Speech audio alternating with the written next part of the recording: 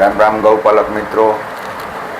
આપણી ગા હોમવારને દી દાદાના સાનિધ્યમાં અને દાદાને પ્રમુખ સ્થાને રાખે અને ગૌશાળા બનાવવાનો નિરાધાર ગાયો માટે ગૌશાળા બનાવવાનો સંકલ્પ કીધો હતો. તો એને માટે હજી તો આપણી નામકરણ પણ કીધું ને, નામકરણની અંદર મારા મત મુજબ વીર વસરાજ ગૌધન સેવક ગણ આ નામ છે એ આપણે રાખવાનું થાય. અને મિત્રો, પહેલાં તો આપણી ઘરની ગાય સુખી હોવી જોઈએ, પછી આપણી ગામનું વિચારવાનું કે ગામમાં કોઈ ગાય દુઃખી હોય તો એને આપણે થાય એટલી મદદરૂપ કરવાનું થાય.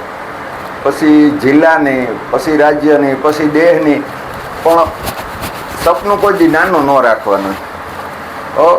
જબરદસ્ત. અને રામ ભરું હે આપણે 1,11,111 રૂપિયા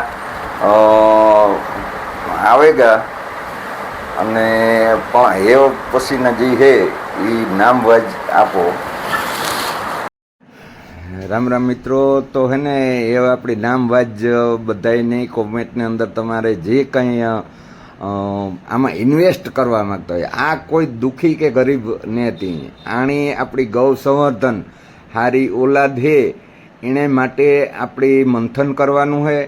અને જે કોઈ પણ હે એ કોઈ પણ મજબૂરીને હિસાબીથી જે વાસડા હે એ મોકરા કરે મેલે તો એને લોહી ઉતરાવીને મોકરા કરો.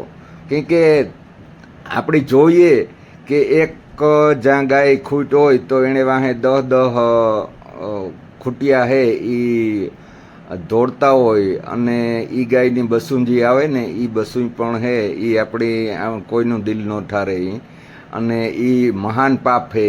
અને આ જે કંઈ હે લોહી ઉતરાવવામાં કોઈ પાપ નહીં લાગે, એના કરતાં ઓલું પાપ હે એ વધારે લાગે. એટલે કોઈ પણ બસાની મોકરું કરો તો એને લોહી ઉતરાવીને મોકરું કરો. મજબૂરી વશ તમારે મોકરું કરવું પડે તો, પણ લગભગ તમારે નહીં કરવું પડે. કેમ કે ગાયનું સાણ, ગૌમૂત્ર, દૂધ, દહીં, ઘી, શાહ બધું છે ને અમૃત સમાન છે. અને એક કાસું હુનું છે, અને એ હુનું છે એ તમારા ખેતરમાં જાહે અને તમારા પેટમાં જાહે ને પછી તો એ દવાખાનાના કોઈ દી પગથિયાં ચડવા નહીં પડે.